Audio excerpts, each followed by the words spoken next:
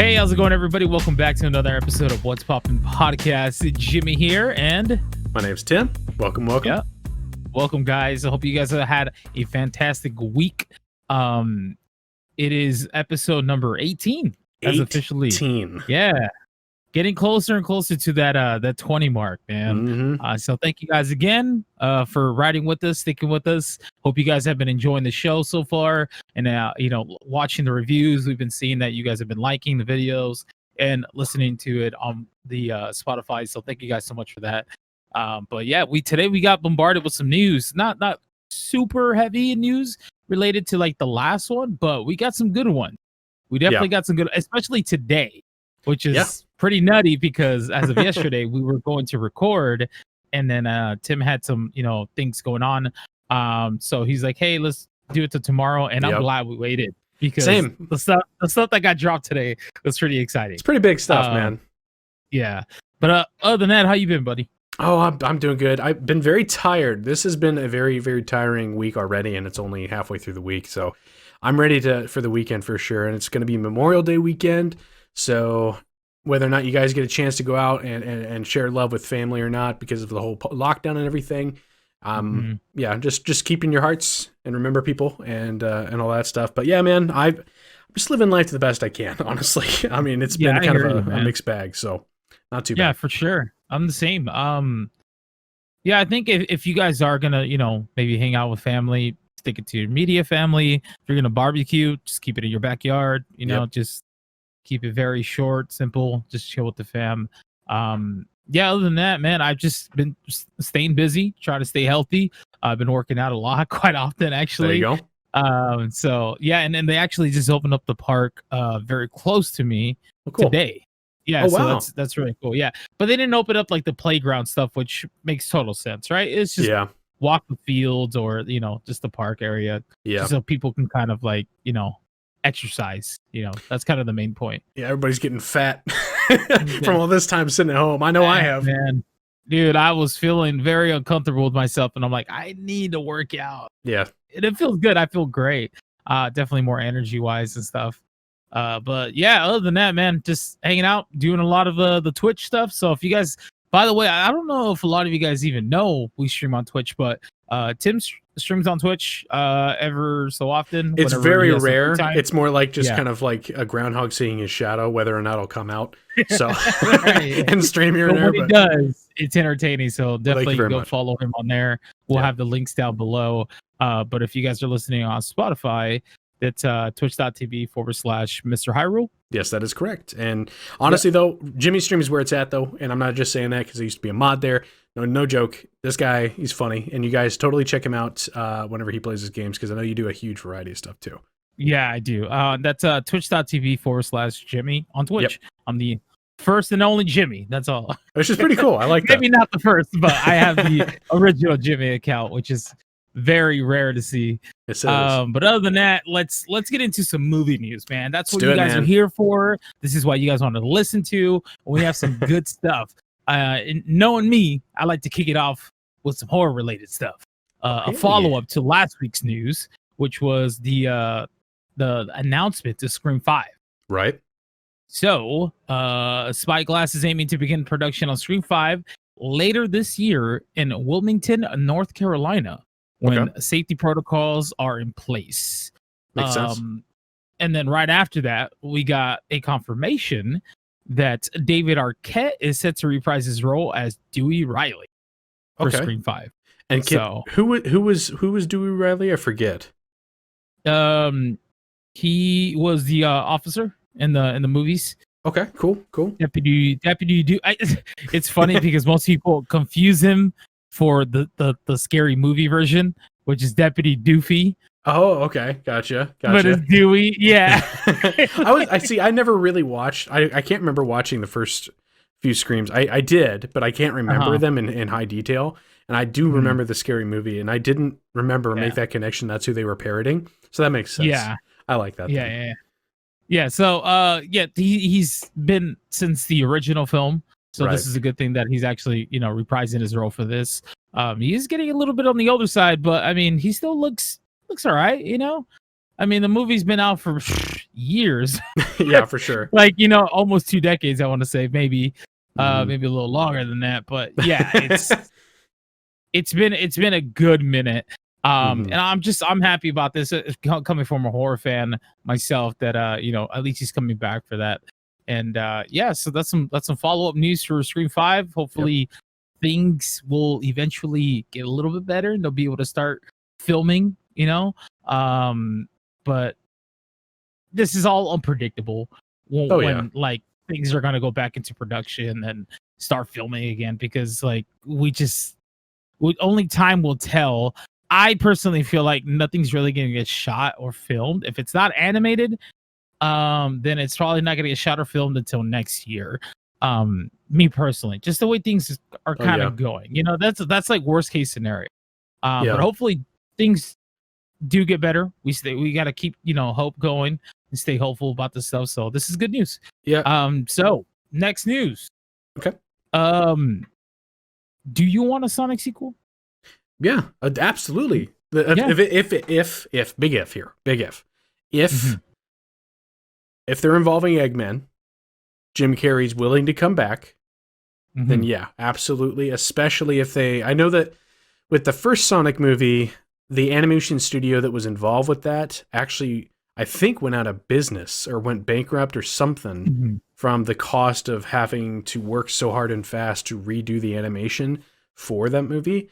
So if they can recapture or potentially restart that studio or something, or at least rekindle that look from the first Sonic movie that came out not too long ago with Jim Carrey, hell yes.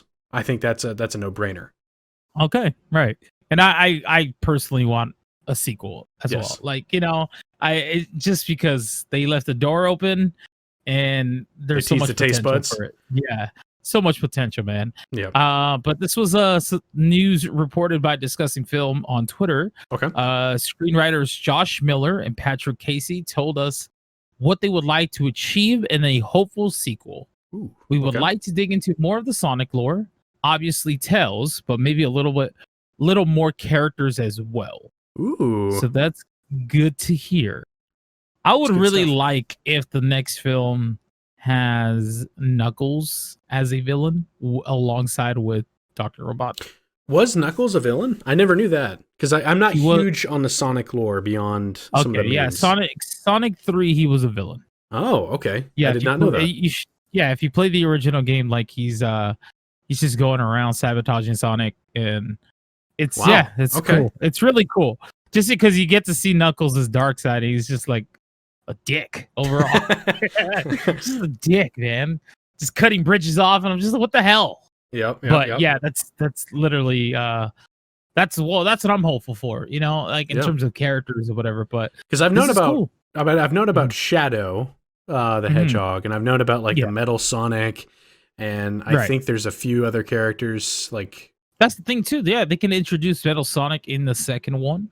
And that's technically, like, if they want to do chronological, like in terms of games, the second one would be the one where they introduce Metal Sonic.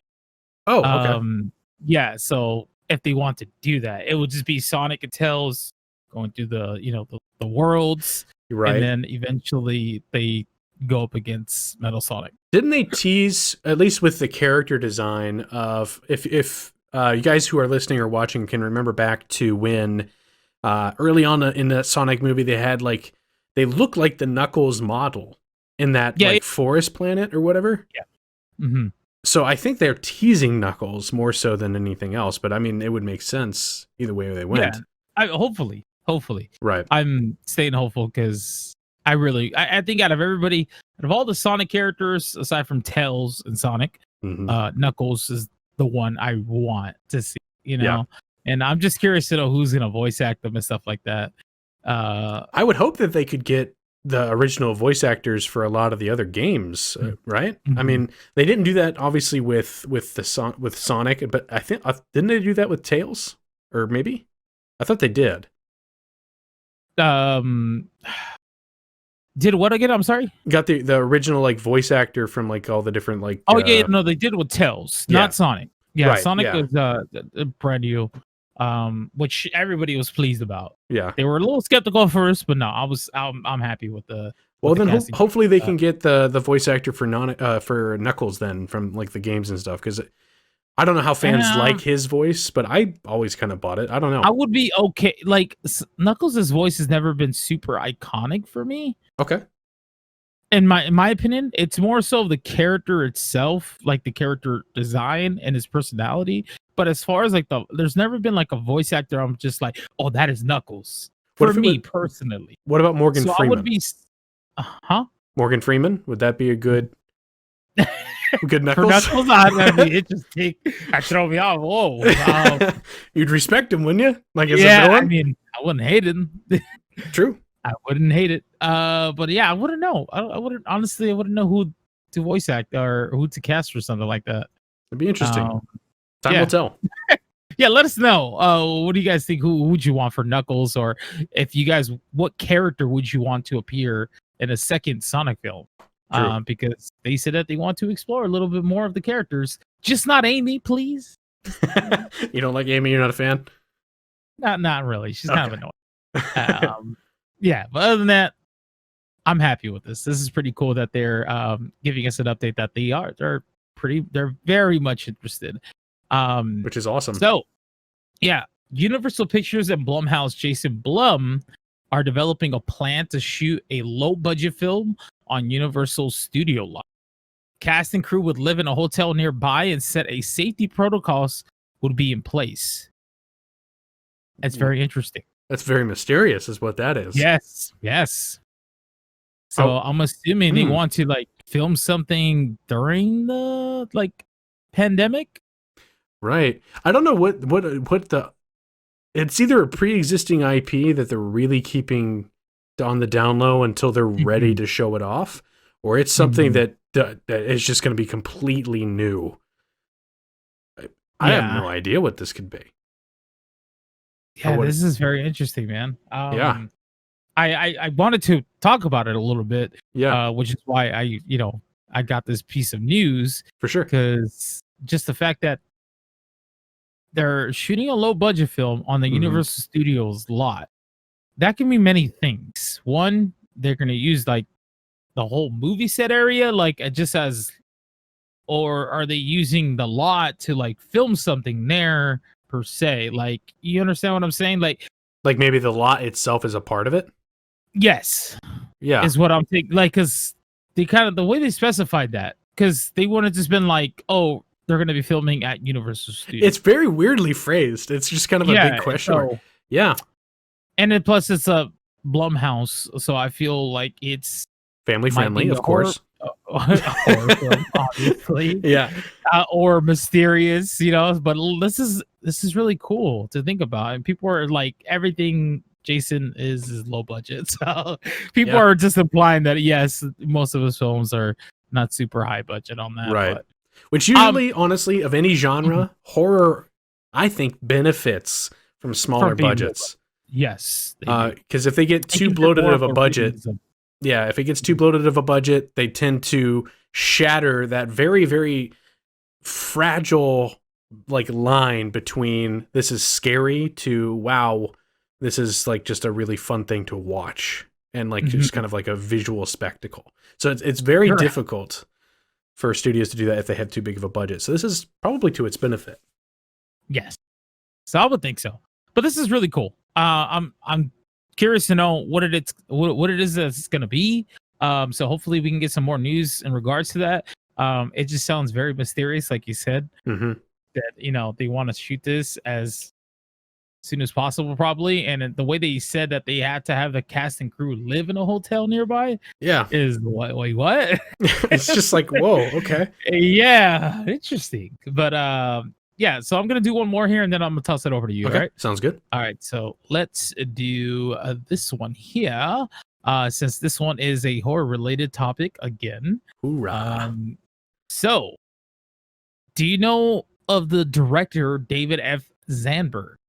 Or Sandburg? Sandburg, it sounds familiar, but I don't recognize the name. I probably know the work, maybe? Whoa. You do. You're very familiar with the work. What's that? So David Sandberg is a director of Shazam. Yeah, then absolutely, I'm very familiar. Yeah, I like him. He's done Shazam. He also did a little short film back in the days called Lights Out, and then it eventually spawned into an actual that was his film. That was his short film. That was his short film. Wow. So I liked that a lot. Like I loved that more than the film that they made of it. No, that short film was very terrifying, dude. Yeah, I don't know if anybody else has seen it. I don't know if it's still up. I can maybe include a link down and below on YouTube. Check it out if you haven't. That short film, that was almost haunting to watch. He's known to be to make these. He's known in the past to make short films with him and his wife. And so since we are in a pandemic, what do you think he did? He made another short film, and it is titled "Not Alone in Here." Oh, great! Good. I'm gonna get spooked all over again, Jimmy. And I watched it. Yeah. And it's apparently his longest one because it is 6 minutes long. Sweet. And to be honest with you, watching it made it feel like I was watching 20 minutes, just because of how anxiety and just terrifying it makes you feel, man. Oh shit, dude! It's nuts. I liked it. I liked it a lot, just because the way he shoots things, and I don't want to spoil too much, but it's all shot in his home, like his actual home. Oh wow! And since everybody's like in quarantine, he figured, hey, let's make a short film. So him and his wife decided to make one, and it is very good. You guys should definitely go check it out. It's on YouTube. It's called Not Alone in Here. So huge shout out to David Sandburg, and a lot of people are, this is getting a lot of traction, and they love the fact that he's still doing these short films even after making it in Hollywood. Making it in Hollywood. Like, that's excellent. This man's made movies already, like big budgeted movies. He doesn't need to be doing this, but he does it because he loves film. I think that's the mark of a truly great artist. Whenever they're in it for the passion of the art and not just as a stepping stone to get up the ladder of success. Right. And that is a mark of a true champion in the arts. And I cannot wait to check that out. I did not know that came out. Yes. I completely forgot. This came out very recent. I want to say like 2 or 3 days ago. Oh wow. I completely forgot about that Lights Out video until you mentioned it. And already I was like, oh God, that video. Dude, I'm so excited for this. This is great. Thank you. Definitely go give it a watch. 6 minutes long. You will not be disappointed. I wasn't. I was very pleased with it. Let's go ahead and toss it over to you, buddy. And alrighty, man. So we're gonna talk about some Star Wars real quick. First up, we have some news about The Mandalorian Season 2, won't you know it? Yeah. And this character, I don't think a lot of people are going to be very familiar with. He's from the Star Wars books. The character is going to be named Cobb Vanth, and he just announced that he's going to be played by Timothy Olyphant, who is known for playing in Western roles. And he's going to be playing Cobb Vanth, like I said, who is the sheriff of Freetown, which is the name of the place, a Tatooine-based settlement who wears Boba Fett's Mandalorian armor, which is very, very interesting because we just got announced not too long ago that a certain character be coming back, and now we're learning that this character is wearing Boba Fett's Mandalorian armor. Mm-hmm. It's kind of interesting, and I like this casting choice. I don't know what you think. I love the casting choice, man. And he also played a cowboy in Once Upon a Time in Hollywood. There you go. As well. Yeah.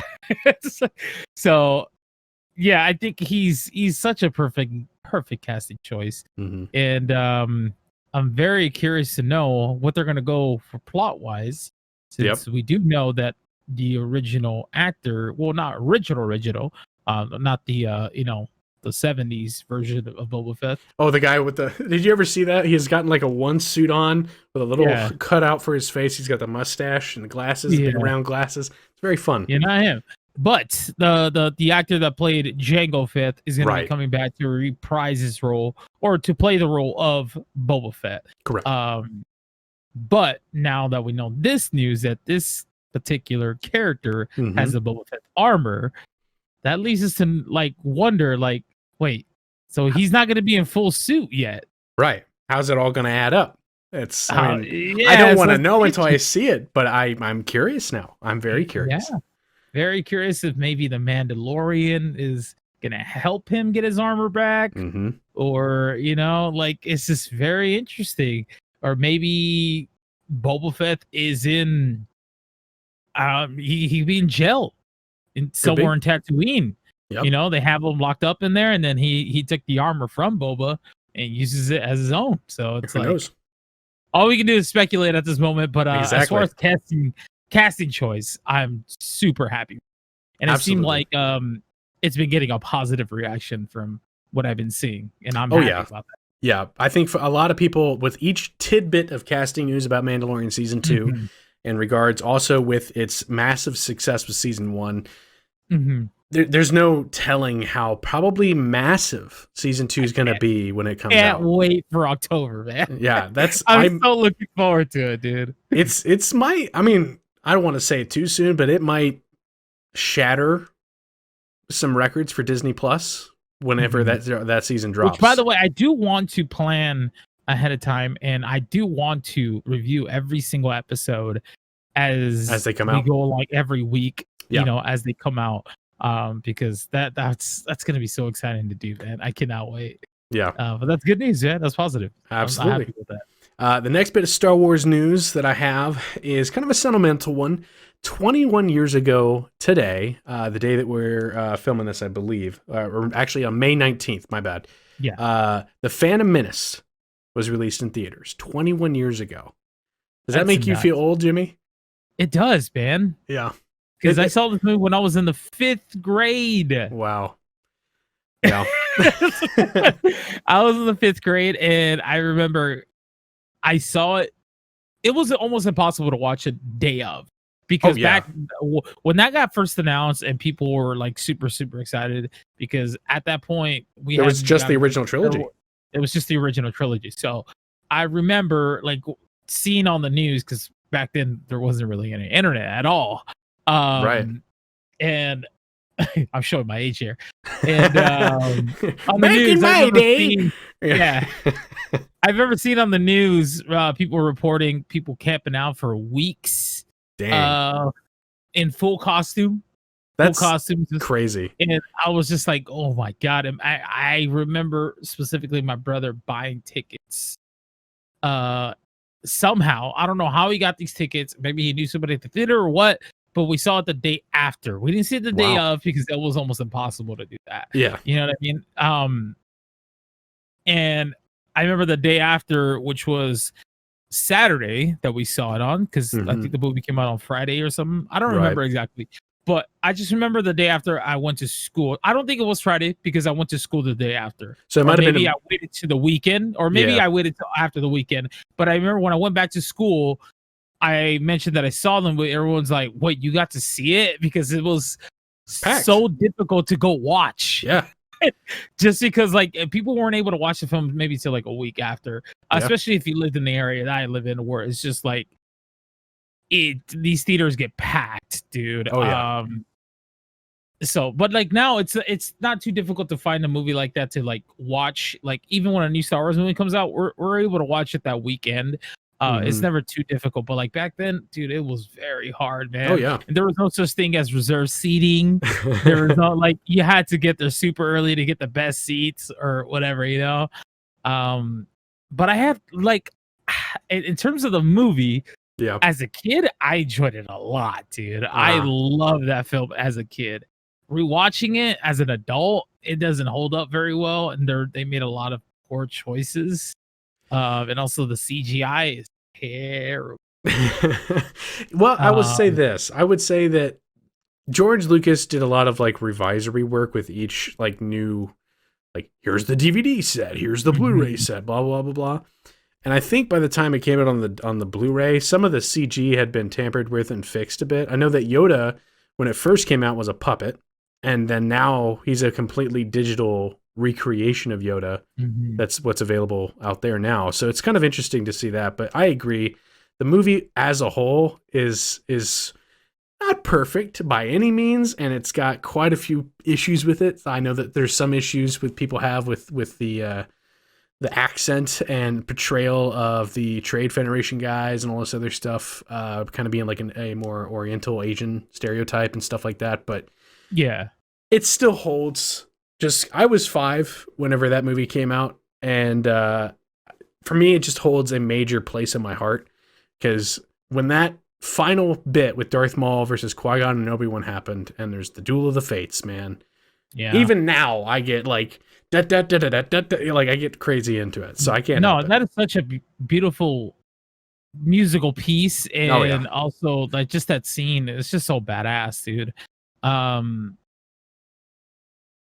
For me as a kid, the scene that I really loved was the pod racing scene, man. Like I wanted to be, Anakin, and driving these pod racers. And I remember maybe like a few months or maybe like a month or two after they announced the freaking N64 version of the pod racing game. I had that game too. It was so fun, man. It was so fun back then. So yeah, I still hold a special place regardless. I don't think it's a perfect movie, obviously. No. But I still hold a special place in my heart for that one. Yeah. Yeah, the prequels are, they're okay. They're hit and miss for some people. Revenge of the Sith being my favorite one out of the prequels. But this will definitely be my second favorite. The Attack of the Clones. Episode 2, Attack of the Clones. That one I didn't like so much. Yeah, we won't even get into that topic. Yeah. But let's talk about Phantom Menace overall. Good times, man. It's cool to reminisce right now on 21 years. Holy shit, that's a long time, man. Yes, indeed. So bringing it back to modern times, but also talking about stuff that's kind of been out there for a while in a weird circumstance. Mm-hmm. The New Mutants has received another new release date this week and will now release, I'm saying in quotes now, because I swear it's probably going to change again, will now release on August 28th of this year. So, do you actually think it's going to happen on the 28th of August? Like release? Like, are they actually just going to put this film out? Like, at this point, just release the thing? Or do you think it's going to be like, oh, well, we kind of want it to come out in theaters, so we're just going to hold back and push more and push back the date again?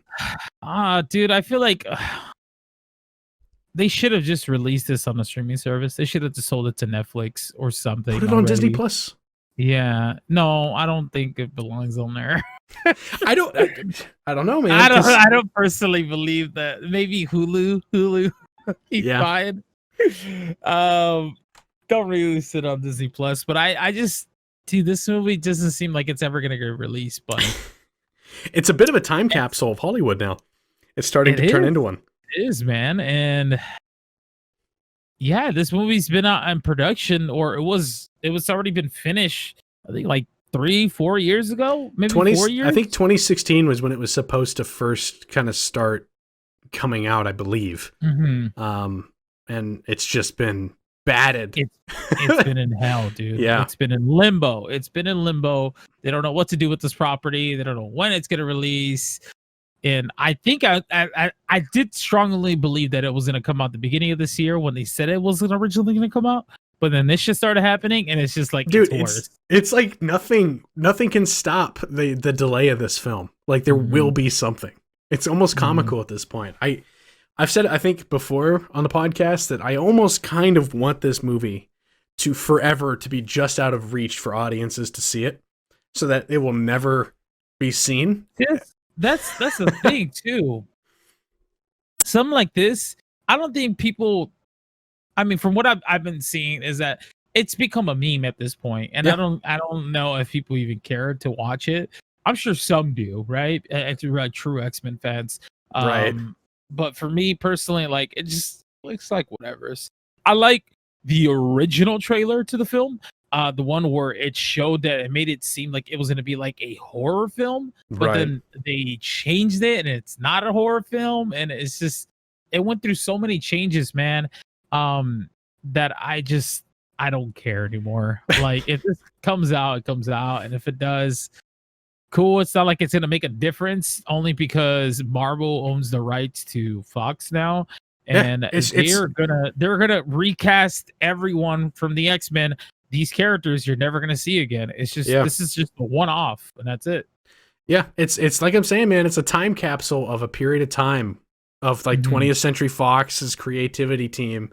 It's been forever capsulated in this one moment, but yeah, we'll see if it comes out on the 28th. I don't know. I hope so, because then I kind of do hope so, that because then we can just be done talking about it. But at the same time, I kind of hope it doesn't, because then it's kind of funny.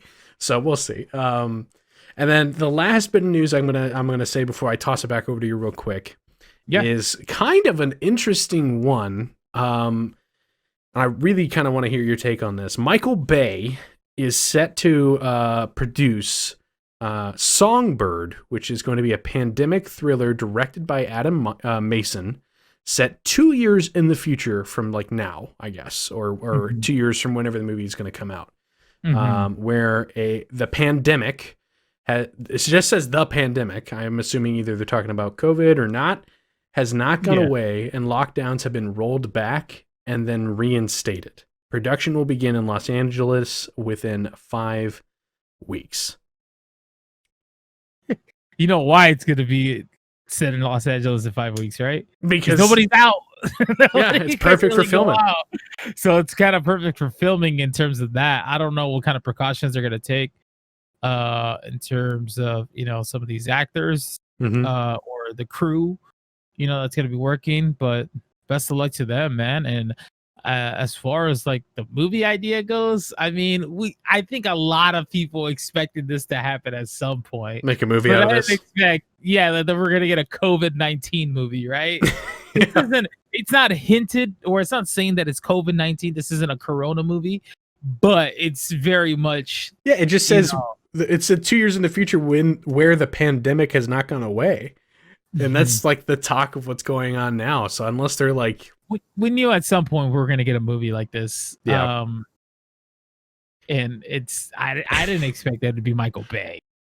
Well, hey, there's going to be explosions now. There has to be explosions, man. I swear. Yeah. If we don't get a Costco scene, like people freaking out at Costco, then this isn't real. This is not how it went down. Really, really obvious like Bud Light sponsorship. We need Costco. We need the toilet paper scene, people freaking out and go buying toilet paper. Yep, absolutely. If you're gonna do a movie about the pandemic, make sure you do it right, okay? Yep. Just all the crazy shit that's been happening, man. Other than that, I don't know. What do you think about this, dude? Dude, I honestly, I would be surprised if this is actually a successful project. Personally, I think that whenever this happens to go away, if it has gone away, this movie will not be something people are like, yay, I want to re-experience that. Right. So who knows how successful it'll be. It'd be very interesting if whenever this movie does come out, if the pandemic still hasn't gone away, and that's the whole premise of the movie. Yeah, that'd be scary, man. Scary. Who knows? But it's kind of uncertain times. Let's stay hopeful, and let's pray that by the time this movie does come out, everything will be a little bit or a lot better. I'm hoping not just a little, but a lot better, and we'll be able to watch this movie in a theater. Yes, I would like that experience. So anyway, I'm going to toss it over to you now. Let's do it. I only have about 3 left, and that's it. Okay. But I got some good ones here. Okay. Jodie, excuse me if I mispronounce it, is it Comer? Is being eyed for the role of young Furiosa in George Miller's Mad Max Furiosa. So, I like it. Yeah, that's the casting. So I don't know if a lot of you guys know this, but they were doing a spin-off of Mad Max, the character Furiosa, and she's getting her own like spin-off / prequel. Yeah. It's the young version of her. It's very interesting. I'm a little like to be honest with you, not about the casting. Totally fine with the casting. Just more so because I really wanted a Mad Max sequel before we even got any like spin-off or prequels or whatever. I hear you there. I mean? Yeah. I think people really wanted a sequel more than this. So I don't know how this is gonna turn out to be. I don't know. How do you feel about this? Did you want a sequel first, or are you okay with this? Well, I mean, here's the thing. I like Mad Max, but I'm not head over heels for it. So I kind of just liked the movie by itself. I didn't really have a desire to see more beyond that movie. I think that if they're going to do this with this character, she's a cool character. I think that the actress they've chosen looks similar enough that you're going to believe it whenever you see her in the prequel. I'm just more so worried that there's not going to be an interesting story to tell about like her past. I don't know. I think there is stuff there, but I don't know if it's like a full movie's worth or if they're going to stretch it out too much or how well it's going to come off, which I think Mad Max deserves a quality follow-up. So hopefully this would be that, but I definitely see from your point of view of wanting a sequel and them taking a step backward in the timeline kind of seems off. Yeah, this is it's a little weird. I think maybe at one point they were gonna make a Mad Max 2, man, and then they just kind of like took forever to do that, or maybe they couldn't get a good script together, and they decided to use those assets from whatever script that they were kind of doing or scenes maybe, and they just put it into like making this. Some people are a little upset. They're saying that maybe they should just de-age. What's the actress's name? Charlize Theron, I believe. Yeah, Charlize Theron. Yep. Yeah. I don't think they should have done that. I'm okay with them recasting somebody because it's already been quite a few years since the first Mad Max movie. Yeah, and she looks. And plus, like, it's a younger version of her. You know what I mean? And she looks pretty close, I think. Anyway, I don't know. I think she doesn't look too far off. I do. Yeah, for sure. So we'll just have to wait and see how this turns out. Hopefully, we can get a trailer, and then maybe I can make my final judgment on it. Right. As of right now, like, I really didn't care for this. I didn't want this, but it's interesting, and we'll see what the trailer is or what the story they want to tell with her.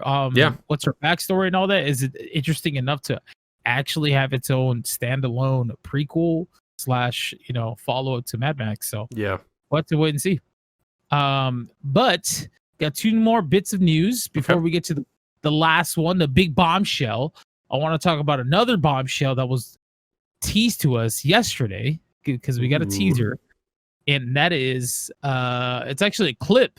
It's a full-on clip from HBO Max's Looney Tunes. I had no idea this was going to be a thing. I totally this flew over your head, flew past your radar. Yeah, I totally did not know this. It was officially released yesterday. We got a whole segment, like a little clip of pretty much Coyote. Wile E. Coyote. Yeah, and then the Roadrunner. They got a whole segment, brand new. It looks great. And it looks great, man. They didn't really change too much in terms of like animation, where it was like, oh, nothing 3D or anything like that. Nothing too drastic. They just polished the colors up. They made it look as HD. Classic. Yeah, just HD version of a classic Looney Tunes, man. And it looks so good. I'm excited. And this is supposed to be releasing alongside HBO Max, so we might have to watch a couple of these episodes. We'll see how it is. And, and give you guys our review about it. But if you guys definitely want to go check that out on YouTube, you should, because it is classic Looney Tunes. Man, I tell you what, Looney Tunes is something that I think everyone at some point in their life has definitely watched. But some of those classic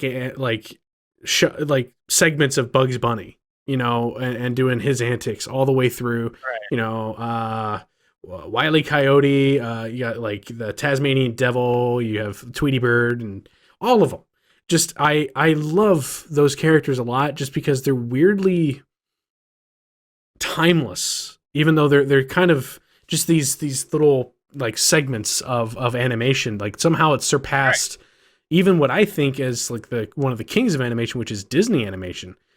For me, like Looney Tunes is something so iconic that it's really, really awesome to see it back in such a vibrant fashion. It's such a perfect moment to do that. Yeah. Just because this would be a perfect way to reintroduce the Looney Tunes back into the scene before the Space Jam movie comes out. So it just makes perfect sense. You know what I mean? And not only that, like this is this is something I would love to watch with my kid, dude. Yeah. Just because Looney Tunes is, like you said, it's a classic, man. And I don't know why they went away. Maybe I think they have attempted to try and keep the Looney Tunes in the loop, but maybe they just gotta get the right writers, or maybe they went with like a modern take or modern spin on the characters, which I kind of really hate when they do that with the classics, because the classics work for a reason. And so I don't know. I mean, some people love those things, but for me, it was never like, oh, this is Looney Tunes. I was always like, this is them trying to do something different. But yeah, classic Looney Tunes, man. It's so good to see it back in HD. I'm thrilled. Yeah, this is really cool. It just gets me kind of hopeful. It'd be really cool if they actually put in like the older Looney Tunes episodes, maybe Tiny Toons too, because I really like Tiny Toons. Tiny Toons is great. Yeah. Yeah, Tiny Toons with like Animaniacs and all that other stuff. That was just that was my jam, dude. Chef's kiss. All right, so the last bit of news here, which was pretty much the bombshell of today, that we got dropped on, is that Zack Snyder is officially releasing the Snyder Cut on HBO Max in 2021. He says it will be an entirely new thing, and especially talking to those who have seen the release movie, a new experience apart from that movie. You probably saw 1/4 of what I did. That's what he said. That's big talk. I mean, because it makes sense. So let me say this real quick. For those who haven't kept up with like the behind the scenes stuff of what goes into filmmaking, Zack Snyder was the director of this DC Extended Universe Justice League live action movie that came out a little while ago. And very, very, very tragically, during the production of that movie, I believe it was his daughter, ended up committing suicide. Which very unfortunate, man. That's fucking sucks. Yeah, it rocked Hollywood. It rocked a lot of movie news, and he naturally was like, "I'm not going to continue with this," and he stepped down from the project. In comes Joss Whedon at the behest of DC, and he comes in and he does a bunch of reshooting, kind of re-scrambles it to make it a hybrid, but also his own production of the film, and then it releases. And I would say, is it fair to say that when it released, it was mixed to bad or mixed to good? No, this one was bad. Yeah, it was. It was bad. Batman vs Superman was mixed bad to good. That one was like in reviews. Yes, in reviews. Yeah. In terms of reviews, even people just liking it. There's some people that really like it, some people that don't. I was in the middle. I was okay with it, just because that scene with Ben Affleck in the warehouse, which is probably one of the best Batman scenes in history. What you talking about? Opinion. Which scene is that? From Batman vs Superman? Yes, where he's in the warehouse scene, where he has his own moment where he's just kicking a whole bunch of these dudes' asses. I don't know if you remember that. Yeah, okay. I thought you were talking about the whole kryptonite spear. And No. Okay. I'm talking about just the Batman scene. Yeah. We got that scene there, and that was such a good that made us Batman fans really crave to see what it would be like to see a Ben Affleck solo Batman film. And we got that from Batman and Superman, which I think that movie got mixed reviews. Some people really liked it or hated it. But this one, on the other hand, when it came out, it got insta fucking hate. Yeah, it was pretty brutal. Terrible, dude. And those reshoots were unfortunately very godlike, distracting, and terrible as fuck. The lip on Henry Cavill's Superman, which okay, so that's another thing. Let me roll back the clock a little bit again. Yeah. So during the production of that, also because of the reshoots of Joss Whedon, they had to have Henry Cavill, who was playing Superman, come back, and essentially he was working on, I believe it was Mission Impossible Fallout, right? Yeah, where he has a mustache, beefy mustache, and for some reason they wouldn't let him shave it for the reshoots.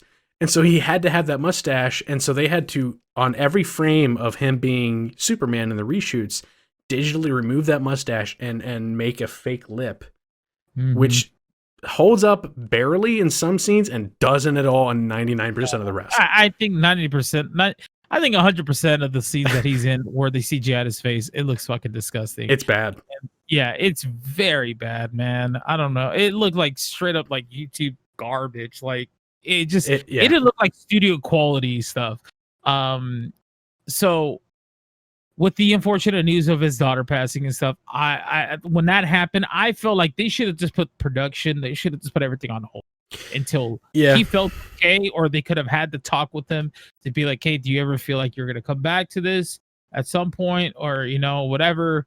If not, like, if you would like for us to move on with somebody else, we could do that. You know what I mean? Right. And then start from scratch, because it's just a fucking mess, man. But a lot of DC fans, including like myself, are very excited to see what this Snyder Cut is going to look like in terms of tone and just everything, color palette. Yeah, just everything in general. I remember the first trailer for Justice League that dropped whenever it was still Zack Snyder behind the most of the production there. There's like the end battle sequence where Batman's in his car, and like in the film, the sky's all red and it's all this chaos. And that first trailer, which is what Zack Snyder approved to have released, it's not all red and crazy looking. It's dark and just like a normal like nighttime sky. So I'm very interested to see how different it's actually going to look for what the parts that stayed in, and also what has me very curious is if this does very well, man, does this mean that we could potentially get all them back? I don't know. That's what's crazy. Because you know what I mean? Ben Affleck is very much done. I mean, from the last time we spoke with him, he was very done with it. Yeah. Everybody else seems like they're good to go still, in terms of like their own movies. Yeah, Henry Cavill definitely is still holding out for a Man of Steel 2. He's mentioned that multiple times. He would love for that. I think a lot of fans are holding out for him too, for him to be in another Man of Steel movie. And to be honest with you, I have no problem with Henry Cavill being Superman. I think he's a great fucking Superman, dude. Yeah. But it leaves me to wonder if there's a possibility that if this does very well, could they get Ben Affleck back? And if they do get Ben Affleck back, then I feel like we're going to be stuck in a situation where this is going to be very confusing, because we just got Robert Pattinson as Batman. Yeah. Truth be told, I'm going to be very honest here. Okay. I'm excited to see what this Snyder Cut is, and I absolutely will be watching it.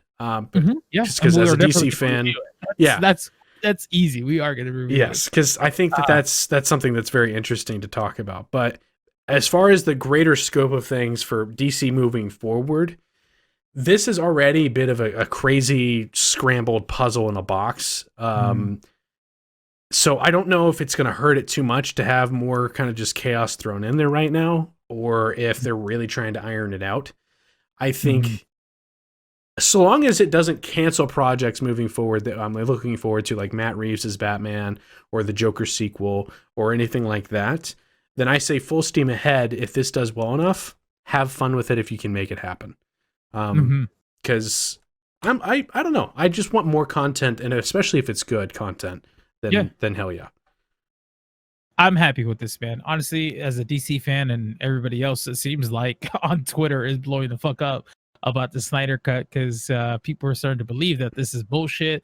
There's no such thing as a Snyder Cut. Even some people said that there's no such thing as a Snyder Cut, and this is a win. Yeah, for a lot of these people. I was completely of the mindset it didn't exist, 100%. Yeah, and then right. Here I am eating the foot. It is real, man. So this is nuts, and we're finally gonna get it in 2021. And to be honest with you, the way things are going with this year, it's going by pretty damn fast, and pretty soon we'll be able to watch this in our home. Yeah, for sure. Which is kind of cool. I'm looking forward to it. Yeah, so that's it for me, guys. Go ahead and toss it back over to you, Tim, and go ahead and finish it off, buddy. Well, talking about Batman stuff, I'm going to be talking about some news about the Batwoman show for the fans of those out there who like that show. Ruby Rose, who played Batwoman in that series, has exited Batwoman, and the role will be recast when the show returns in 2021. And I have to admit to you, Jimmy, I haven't seen anything of this show aside from the trailer. The shitty trailer, right? Because that trailer, honestly, really did not sit well with me. I did not like it. Sit well with everybody, man. There was a very small percentage, man. Even if you look at the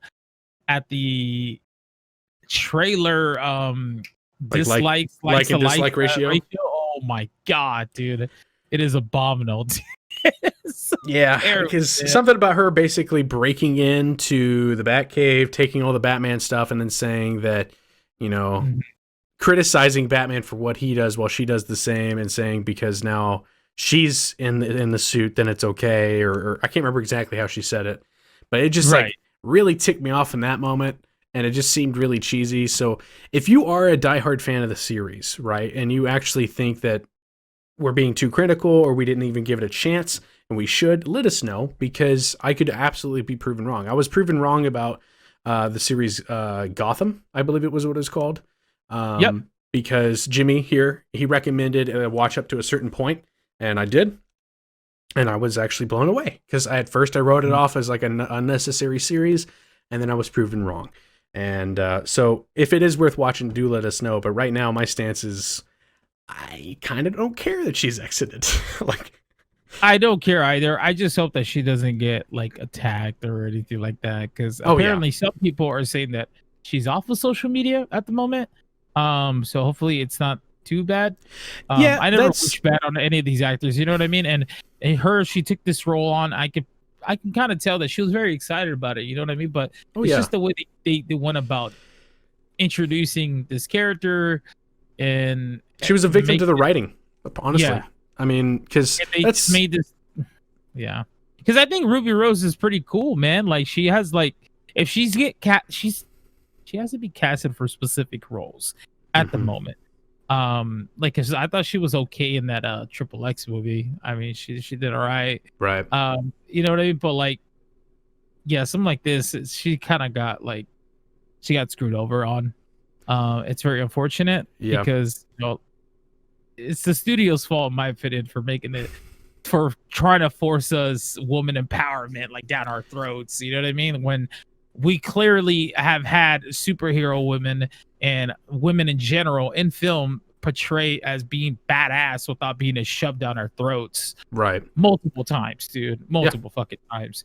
But this one here in particular, you can see it just oozing out, dude, in the trailer. Yeah. If you guys have never seen the trailer, go look it up. Just if it's still up. I don't even know if it's still on there. It's still up. You can YouTube Batman or Batwoman trailer on YouTube, and you guys will know what we're talking about if you've never seen it. It's pretty bad. It's pretty bad. It's funnier too when you watch the reactions. I watched a couple of reactions. The people were watching that, just like shitting on it, and it's a lot of them were females too. They were shitting on it. Yep. I mean, that's just But as far as your comments about her having to be off of social media, I think it goes without saying time and time again. If you're the kind of person who sees fit to go after an actor, actress, director, or anything like that who happened to work on a project that didn't go to your liking, and you attack them or threaten them or go after them, you're the worst kind of person. You're one of the worst kind of people. Like, that's not okay, right?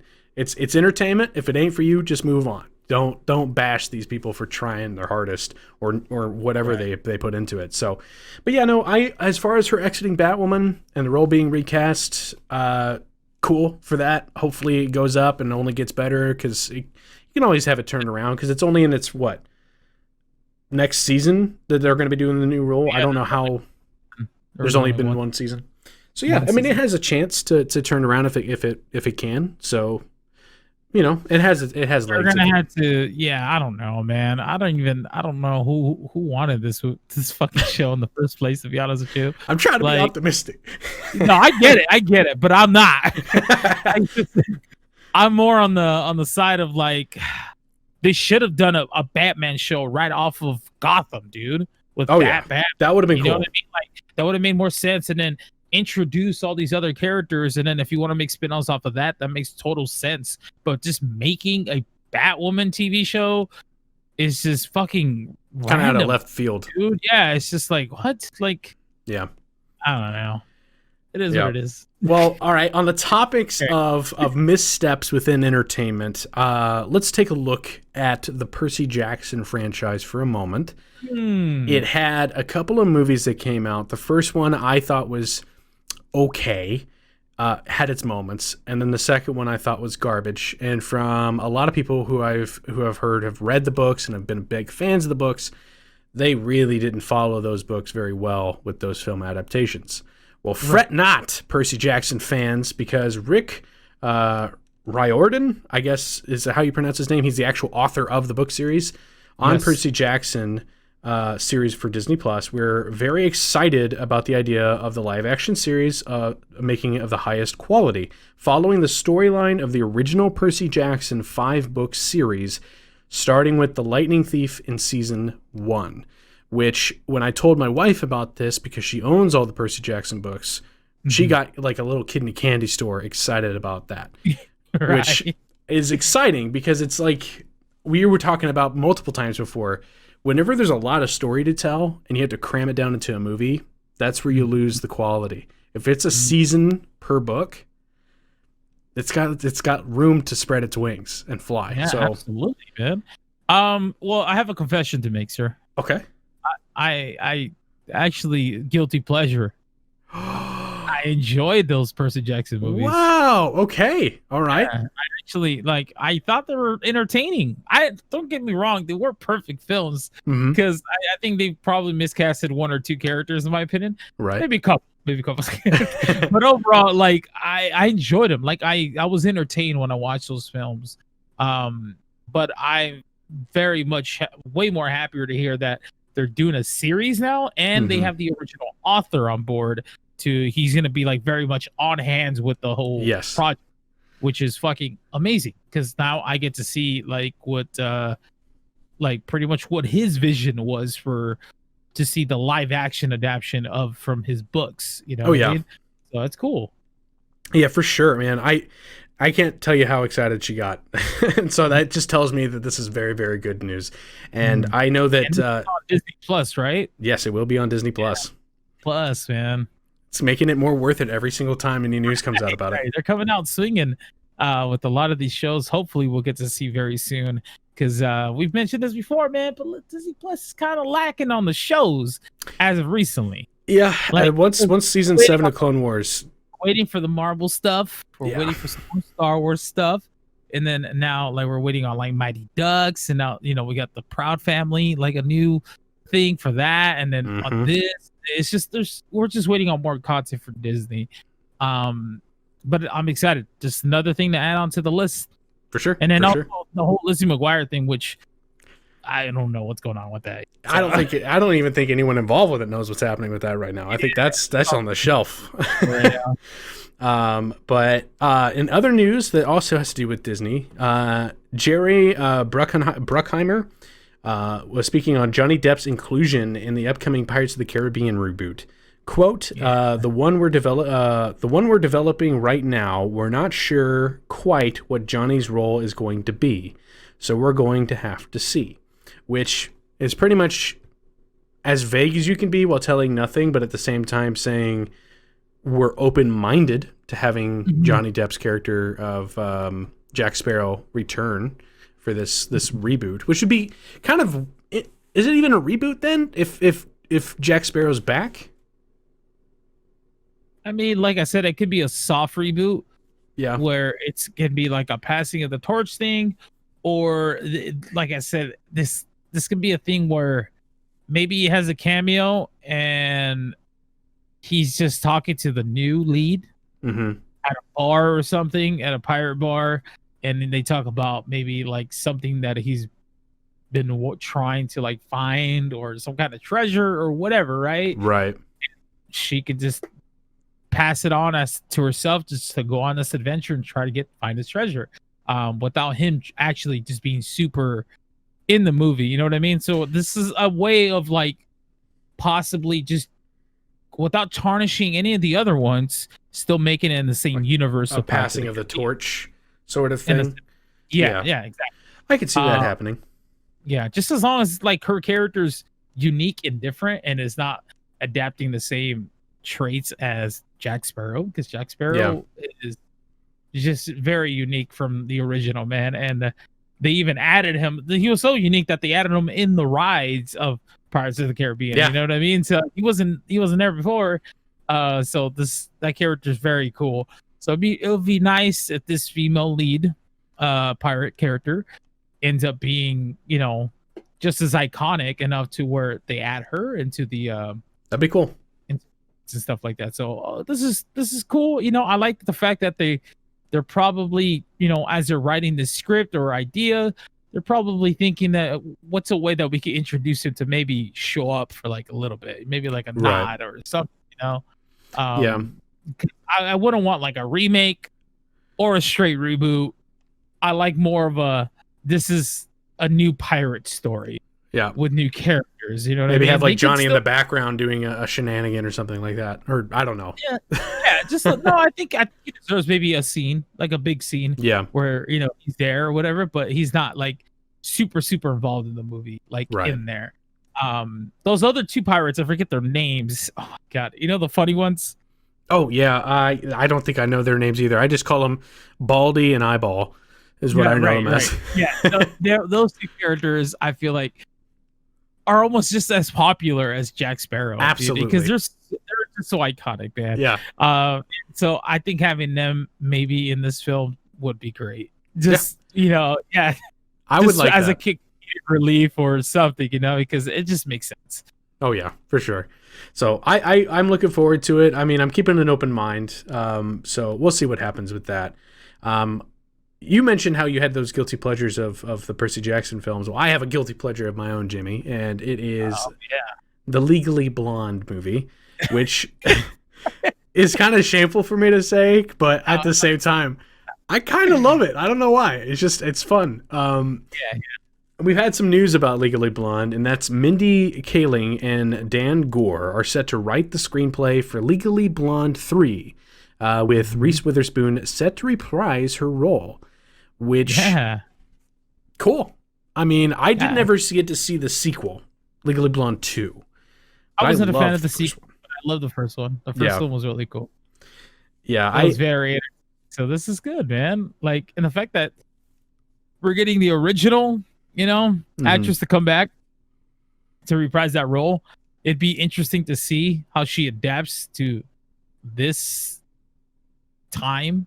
You know what I mean? With Instagram and all the social network stuff, like for sure. Because that movie came out, like internet was still a little. It was still like email is like the extent of computer communication. Exactly. So it'd be interesting to see what kind of story they want to go with here. Maybe it's her daughter or whatever, and have her be the mom. That would be cool. This will be interesting to see what they do. But I'm on board with this. I'm totally on board with this, man. Yeah. I'm just I'm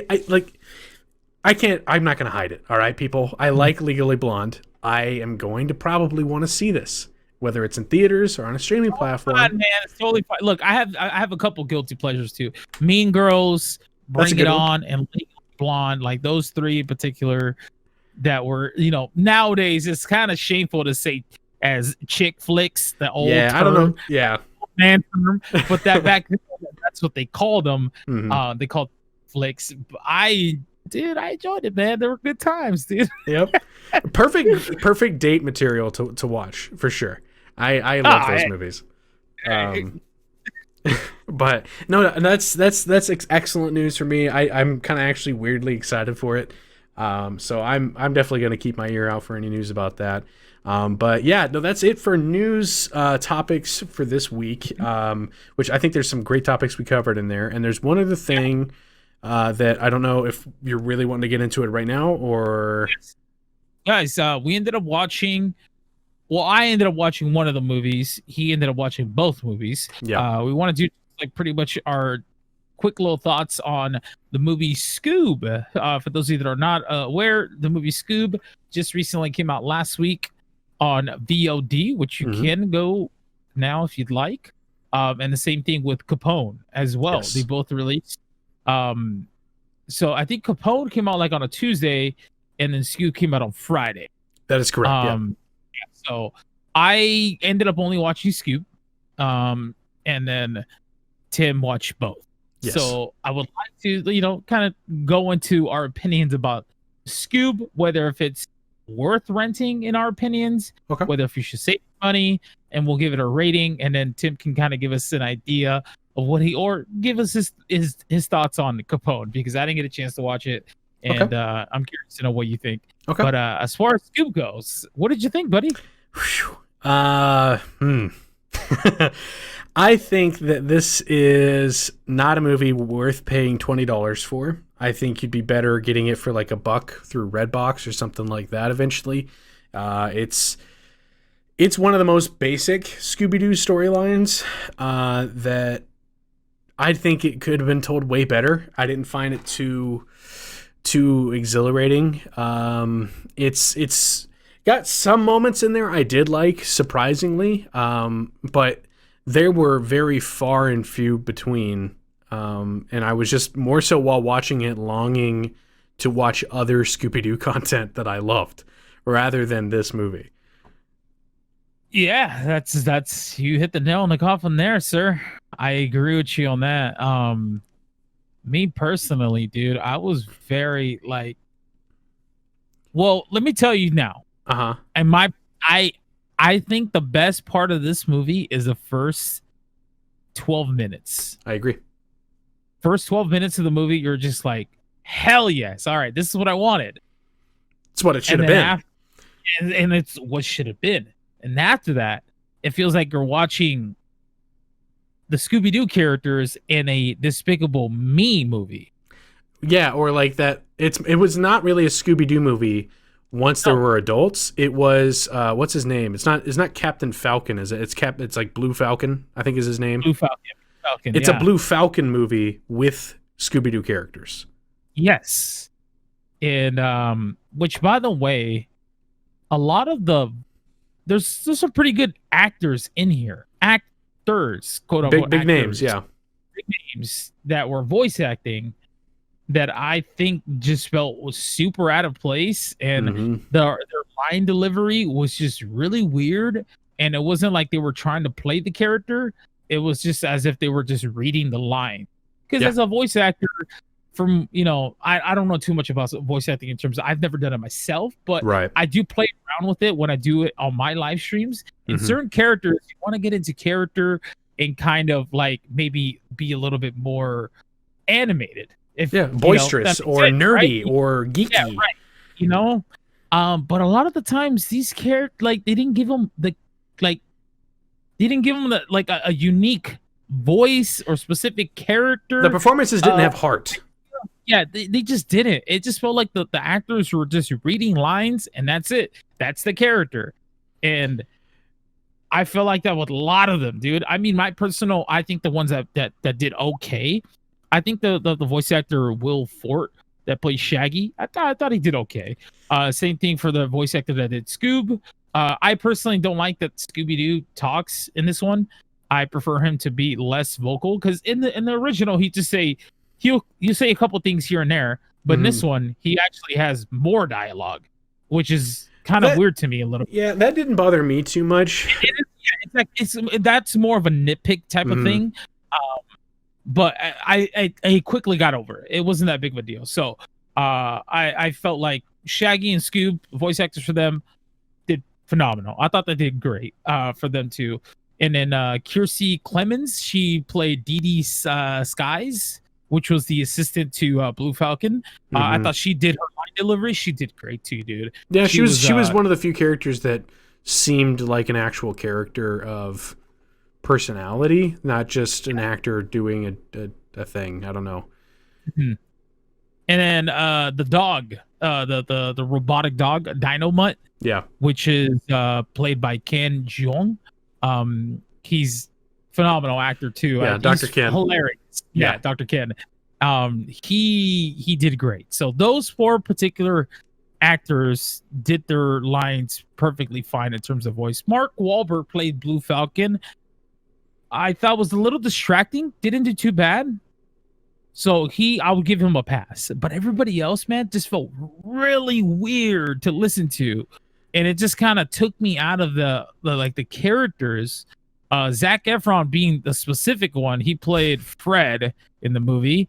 And dude, I didn't see that character as Fred. I saw him as Zac Efron. I was like, oh, wow, that's Zac Efron.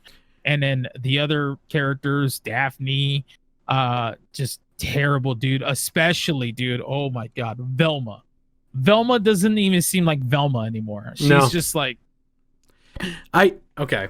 And this is the thing, man. Before I let you go, when I said the first 12 minutes is the best part of the movie, I really do mean that, because you get the introduction of Shaggy, how he ends up becoming friends or the owner of SCOOB, which was heartwarming. And I thought, which was very heartwarming, and it was really cool. It was cute, and then eventually, which kind of felt a little rushed, that ironically that same day it was Halloween, a little bit weird.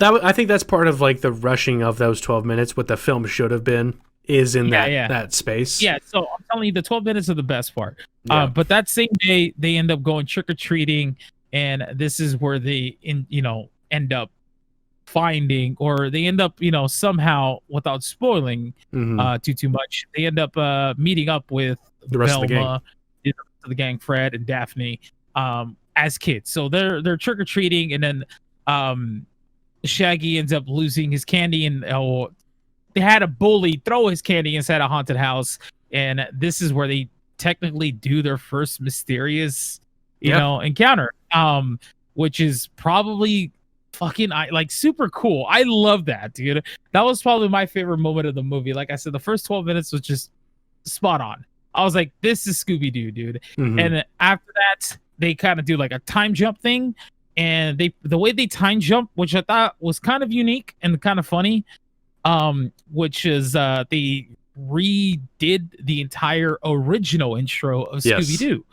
That right there was the main thing I was going to point out that I absolutely loved about this movie. Was as soon as I realized it was happening, which didn't take long, the fact that they with modern kind of animation style and a bit of like a remix of the original song showed that intro through a montage really hit me hard in the nostalgia. Like I almost kind of weirdly, because I love Scooby-Doo deeply. Yeah. That almost weirdly made me emotional at that point. Yeah. No, I did, because I was like, oh man, this is exactly what I wanted. Like this is, but then I quickly realized, wait, this is not what the movie's going to be, because for one, we didn't get to see any of those encounters that they go do, like those mysterious events that they try to go find, they go investigate these places, but we don't get to see any of that. We just get to see it in the form of the original intro, and then from there the movie just becomes a completely different movie, man. From the first 12 minutes to that, it becomes, like I said, it's just the characters of Scooby-Doo stuck in a Despicable Me / I don't know, some other type of film. Blue Falcon superhero movie. Yeah, it's just like, what the fuck am I watching, man? Yeah. I was very bored, dude. Very bored. Yeah, here's the thing, man. You mentioned like voice acting performances and everything, and I do like that you found the Shaggy was tolerable for you. There's a little bit of it that really rubs me wrong, and that is if you were to go on Twitter and see Matthew Lillard, who is the second person to voice Shaggy after the original voice actor's death. He voiced the character since he played him in live action through up until this point, where they didn't even contact him about playing the role of Shaggy, and instead made the decisions for a lot of the casting to be focused on star power for some reason rather than using the cast. Clearly, because there is some star power here. Yeah, and the original voice actors for the Scooby-Doo franchise who are still around or have taken over since that those original actors have passed on were kind of miffed about it. Like a lot of them voiced their opinions on Twitter saying it was really hard for them to even potentially even watch the movie. Some of them wished the movie good luck. But they very much voiced how they kind of felt a little bit cast aside, like their talent and what they contributed to the Scooby-Doo franchise wouldn't be enough to carry the movie, which I have to kind of agree with them. Like those character voices have worked for those characters for a reason. A lot of people know those characters for those voices, those performances, and I think that not having them as the voice actors at a lot, like pretty much across the board, really hurt the film. I agree 100%. That it should have been about not even including those original voice actors, but focusing on like the childhood story and getting up until their first thing and seeing them kind of grow up with that. Yeah, exactly. Because I mean, me personally, when I wanted to watch a Scooby-Doo movie, want to see them trying to solve a mystery. Yeah. Just the classic Scooby-Doo like segments of them, going to a haunted mansion or haunted place and going there to try and solve this mystery, whether if it's real or not, for someone just, doing that stuff, which by the way, they throw out the fucking window with the villain of this movie. And the entire time it's not a mystery. You know who the villain is. Yeah. The entire time. And it's kind of neat, but also kind of weird. It's another it's Dick Dastardly, I think is who he is. And that's very evident from very early on in the movie. And it's kind of interesting because he was his own cartoon, an enemy of, I think, Blue Falcon and everything. It's just very interesting, but at the same time, it's like, that's not the point of Scooby-Doo. You got to have the mystery. They're the Mystery Inc. Yeah. Like, it was very strange, man. You want to know the strangest part of this movie? What? Which I thought was really fucking random What? and pointless? Having Simon Cowell. Oh yeah, I forgot about that. Dude, when that happened, I was like, what the heck is happening with this movie, man? Yeah, so Simon Cowell from better known from the American Idol. Yeah. Yes. And I think he's hosted a couple other like singing contests. He's in this movie for playing himself. And he's a dick. He wants to invest in the Mystery Inc., which I thought was completely random. Yeah. Very random, because they could have just had a brand new character just be like, hey, I'm an investor and I want to invest, in your production or whatever. And that's pretty much where the plot synopsis kind of leads, where Simon Cowell doesn't want Shaggy or Scooby in the gang because they don't contribute anything. They're just friends with, the rest, Velma, Fred, and Daphne. So they go off on their own, and then they encounter this villain, Dick Dastardly, and shit just kind of escalates from there. And then, to be honest with you, like, I really just didn't give a fuck about the rest of the plot because it was very boring. Yes, very much so. Absolutely. Boring, man. So with that being said, I want to give this a rating, and I also just want to say, you save your fucking money. Please do yourself a favor, save your money. Or if you want to watch this movie, wait till it's $1 or something. Like Redbox do it. That. Yeah, Redbox it. Other than that, stick to watching the classic Scooby-Doo cartoon movies, the Scooby-Doo show, or better yet, watch the live actions. The live actions weren't even that bad. I personally enjoyed those, and they stuck with the tradition of Scooby-Doo, which is trying to solve a mystery and the spookiness. Like, that was the best part of it. Absolutely. There were a couple of things in this film that had little callbacks here and there to like classic episodes or some of the movies too. Like, they even had like a background poster of the witch's ghost. Where Shaggy and Scoob run into a building, and then it's like an old arcade and stuff, and there's like posters of the Hex Girls, and that's all. I was like, okay, there's like nice little nods here and there, but overall just didn't do it for me, man. So I definitely have to give this a 2 out of 5. And I'm being very generous. And the reason why is because like I said, some of them did all right in terms of voice acting. Some of them, but not the majority of them were really bad. And then 2, the animation wasn't too bad. The animation I felt like was fine. So I have to give them credit for those particular things. That's it. Other than that, like, yeah. And the first 12 minutes, like I said, if you want to watch the first 12 minutes somewhere or whenever it comes on a streaming service, I promise you it's worth watching just for the first 12 minutes, and that's it. Click away. That's Yeah, you're good. I agree, man. I'm gonna give this a 2 as well. It's certified stale pretty much because, like we said a few times now, just watch the first 12 minutes. But more importantly, like, watch other really well done Scooby-Doo movies. Like, there's a couple from I don't know if it was I think it's early 2000s where they did of like Scooby-Doo on Zombie Island. Yeah, that one is fantastic. That is on Netflix, by the way. Go watch yourself that one instead. Yes, and you would have such a good time, dude. And it's classic voice actors. The animation is beautiful in that one. And that's in the same string of movies that have like Scooby-Doo and the Cyber Chase, which is one that I loved, which had to do with video games and Scooby-Doo. It was kind of interesting. There's tons, man, like the Scooby-Doo and the Witch's Ghost, or heck, if you want to go kind of older, you can go Scooby-Doo meets the Boo Brothers or something like that. They're all pretty fun. Batman one. Absolutely. So watch something else than Scooby-Doo. Yeah. Like I said, even the live action ones, those are guilty pleasures. Some people didn't really enjoy those, but I did. As a Scooby-Doo fan, I did. Yeah. Yeah, that's it for the Scooby-Doo review, guys. Hopefully we get to save you some money. Mm-hmm. Now, I didn't watch Capone, right. but Tim did. Yes. Now, before we get your opinion on this, funny thing was I went into Tim's live stream on Twitch, and I asked him, hey, which one is worth watching in your opinion? He said, well, they're both equally bad, but he's like, I will say that Scoob was more bearable. So now I'm curious to know, why was Capone lower than Scoob? Dude? Okay. So, in my opinion, which is by any means fallible, but I think that this movie is equally poorly written. It's just not fun to watch. The performance that Tom Hardy gave is, I think, a little straining and over the top throughout. He's doing this kind of, I don't know, he's doing a weird voice. It's just kind of awkward and weird. The movie was advertised.